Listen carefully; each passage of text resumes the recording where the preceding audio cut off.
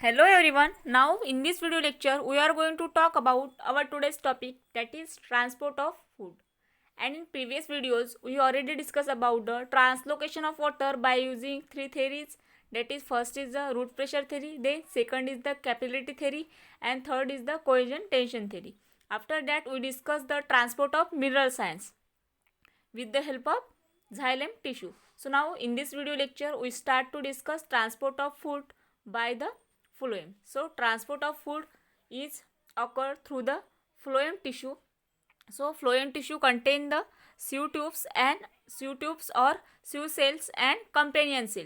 So these two cells of phloem is very important for the translocation or transport of food from source to sinks. So what is the source? Source is the part where food is synthesized is called as the source. So source is nothing but the leaf, because of the synthesis of food or synthesis of carbohydrate is occur in a leaf, because leaf contain the chloroplast and chloroplast have the chlorophyll pigments. So this chlorophyll pigment is help for the synthesis of food or carbohydrates.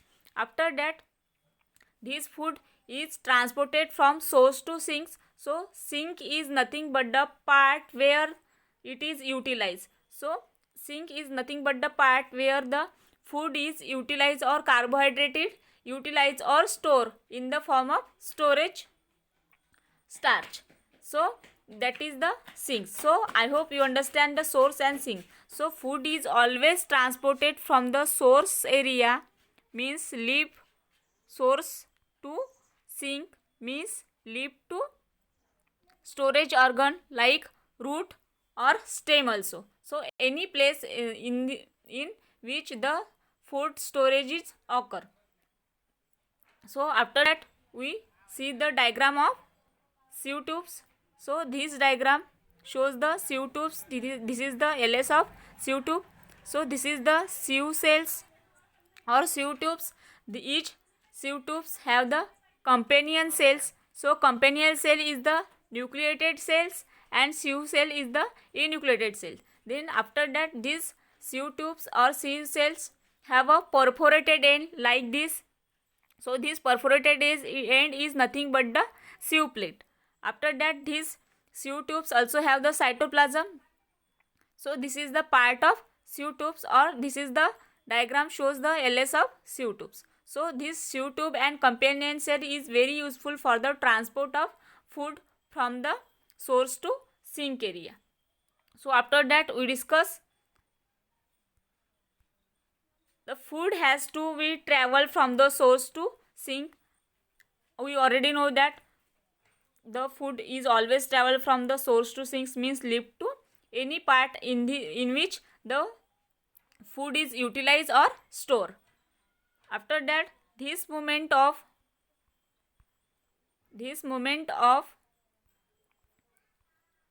food from one part to other part is called as the translocation of food. तर ही जी movement आहे from source to sink कशाची, फूडची, त्यालाच काय म्हटलं जाते, translocation of food.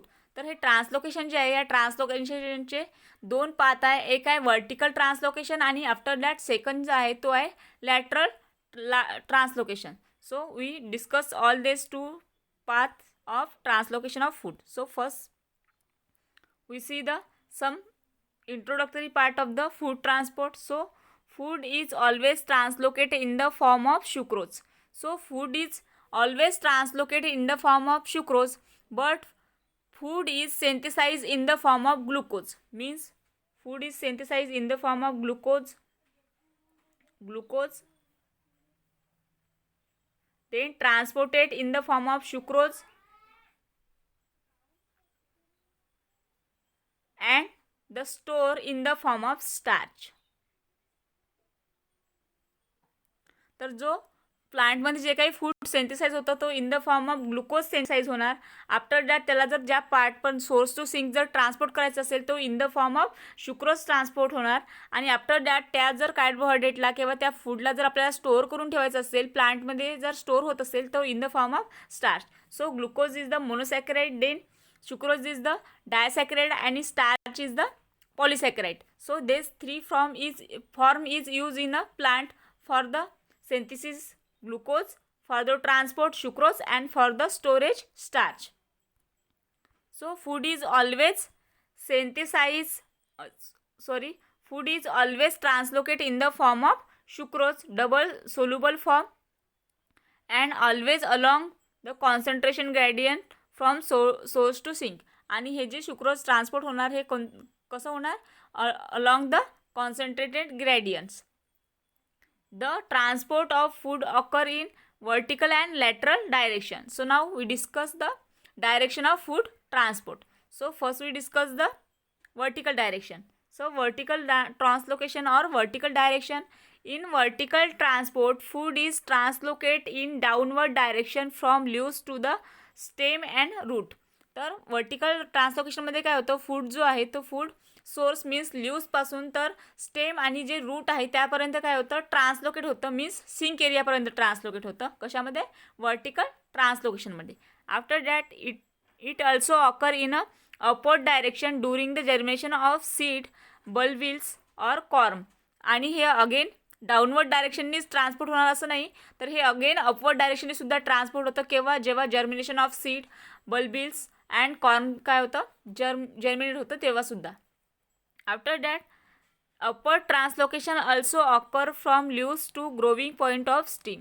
आणि upward direction जे आहे किंवा अपवर्ड ट्रान्सलोकेशन जे आहे हे नंतरसुद्धा ऑकर होतं. केव्हा, जेव्हा from leaves to growing point of the stem, जो स्टेमचा ग्रोविंग पॉईंट असेल त्या ग्रोविंग पॉईंटपर्यंतसुद्धा काय केलं जातं, फूडला ट्रान्सलोकेट केलं जातं from source to sink area.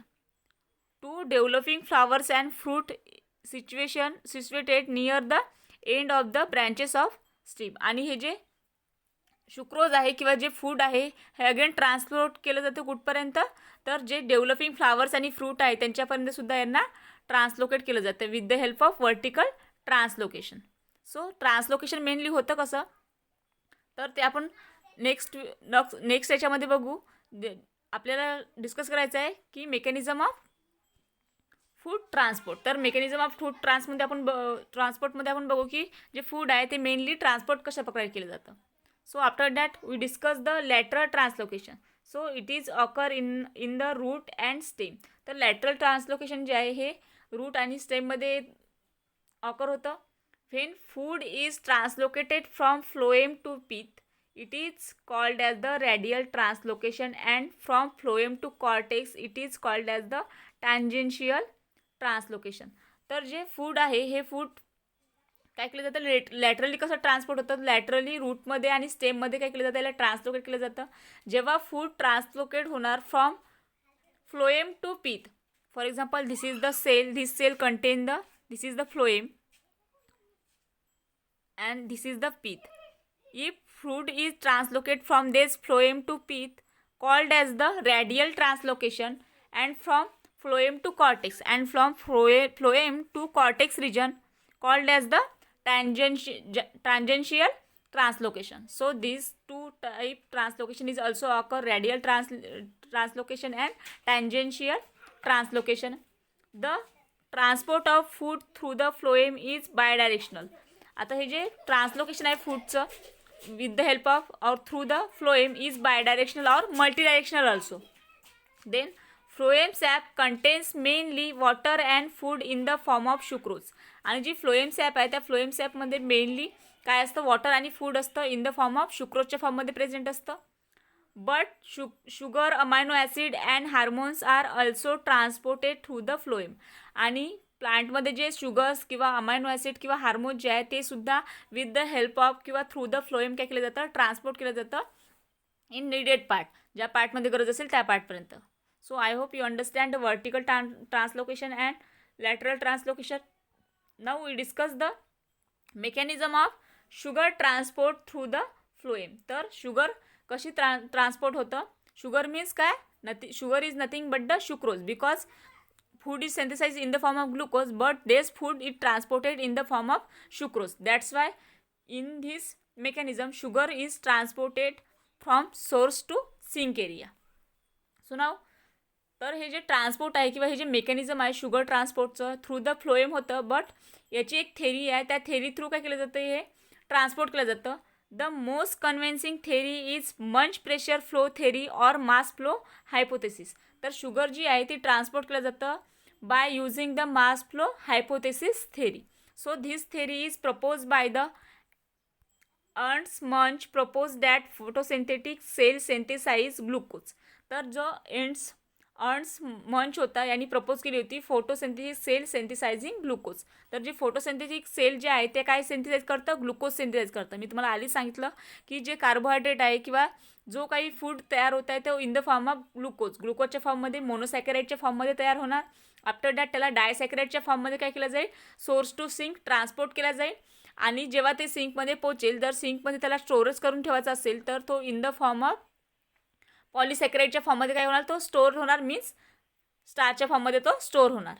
Hence its osmotic concentration increases.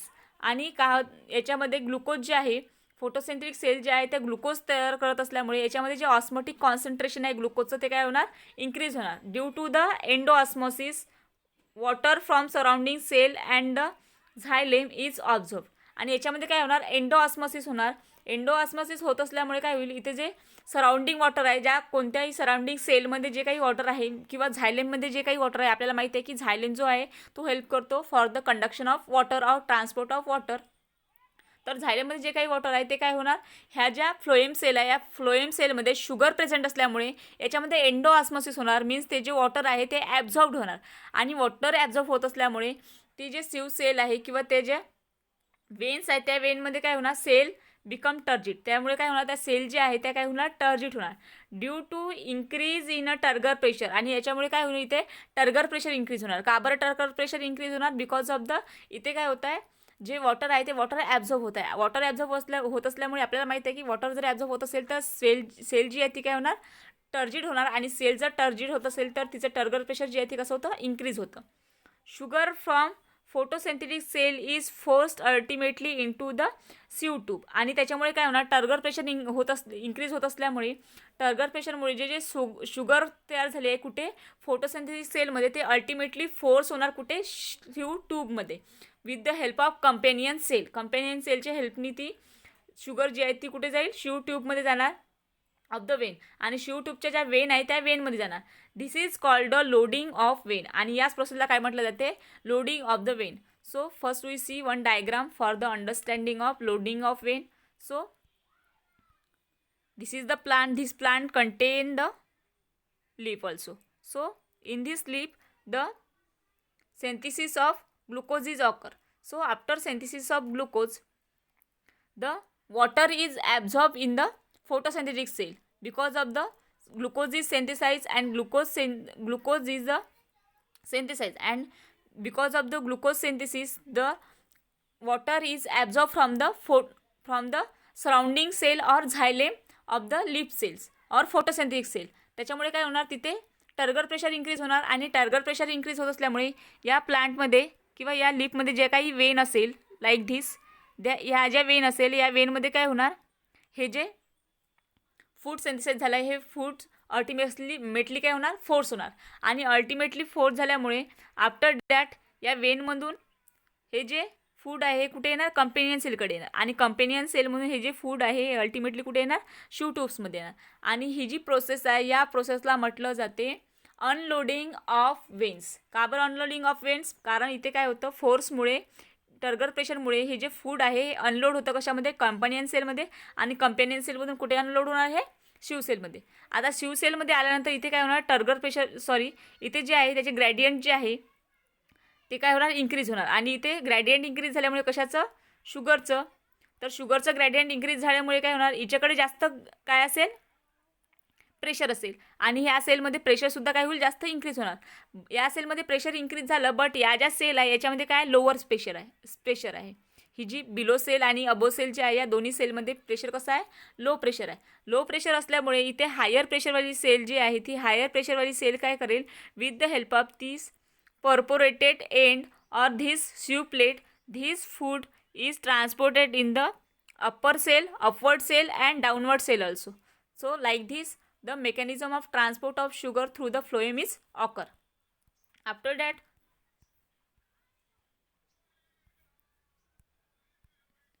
At the sink and root cell utilise sugar and also polymerise excess sugar into the starch. आणि जेव्हा हे जे फूड आहे हे फ्रॉम सोर्स टू सिंकपर्यंत पोहोचेल, सिंकच्या एंडपर्यंत पोहोचेल, तेव्हा ही रूट सेल जे आहे ते काय करेल, शुगरला युटिलाइज करेल आणि उरलेली जी शुगर आहे किंवा एक्सेस अमाऊंट ऑफ शुगर जी आहे तिच्याकडे ते इन द फॉर्म ऑफ स्टार्चच्या फॉर्ममध्ये काय करेल, स्टोअर करून ठेवणार. It's osmotic concentration is lowered. आणि त्याच्यामुळे काय होणार, त्याचं ऑस्मोटिक कॉन्सन्ट्रेशन जे आहे ते काय होणार, कमी होऊन जाणार, लोअर होऊन जाणार. So exosmosis occur. आणि त्याच्यामुळे काय होणार, जे एक्झोऑस्मोसिस आहे ते एक्झोऑस्मोसिससुद्धा येथे होणार. After that water in the root cell is loss to the surrounding cell. आणि त्याच्यामुळे एक्झॉस्मोसिस झाल्यामुळे काय होणार, इथे वॉटर जे आहे ते रूट सेलमध्ये प्रेझेंट असलेलं ते लॉस्ट होणार सराउंडिंग सेलमध्ये.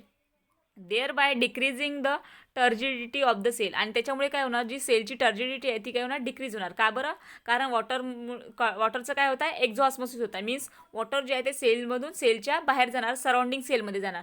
त्याच्यामुळे इथे काय होईल, त्याची जी टर्जिडिटी आहे ती काय होऊन जाणार, डिक्रीज होणार. After that turgor pressure is lowered. आणि त्याच्यामुळे काय होणार, सेलची टर्जिडिटी डिक्रीज झाल्यामुळे त्याचं टर्गर प्रेशर जे आहे ते सुद्धा काय होणार, लोअर होणार. Hence the turgor pressure gradient is developed from sieve tube in the leaf to the root sale.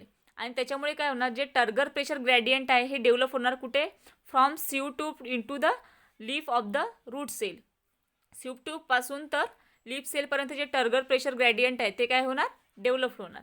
Consequently food is translocated along the concentration gradient. आणि याच्यामुळे काय होणार, जे फूड आहे ते ट्रान्सलोकेट होणार along the concentration gradient. Means higher concentration to lower concentration food काय होणार, ट्रान्सलोकेट होणार with passively. So passively transport होणार, मीन्स इथे एनर्जीची गरज पडणार नाही. फूड काय होणार, higher concentration, it's higher concentration to its lower concentration काय होणार, इथे ट्रान्सलोकेट होणार. This is the when unloading. आणि याच प्रोसेसला काय म्हटलं जाते, वेन अनलोडिंग. मीन्स इथे काय होणार, वेन्स जे आहे किंवा सीव ट्यूब जे आहे त्या सीव ट्यूबमधून ज्या ठिकाणी फूडची गरज आहे किंवा ज्या ठिकाणी फूड युटिलाइज होणार आहे त्या ठिकाणी फूड काय केलं जातं, पोचवलं जातं आणि त्या ठिकाणी नेऊन पोचून सोडलं जातं. त्याला म्हटलं जाते food vein unloading. So at the sink end sugar is used and excess water excluded into झायलेम.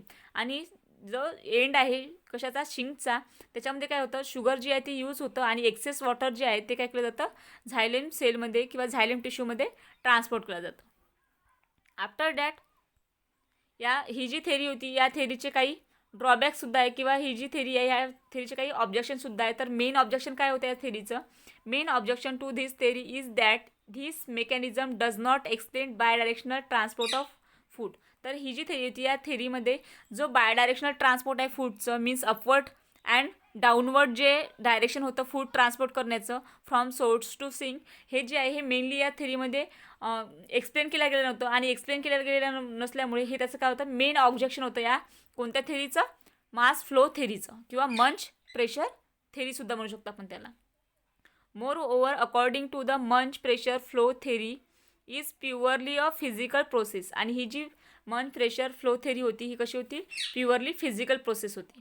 So I hope you understand the transport of food. So thank you.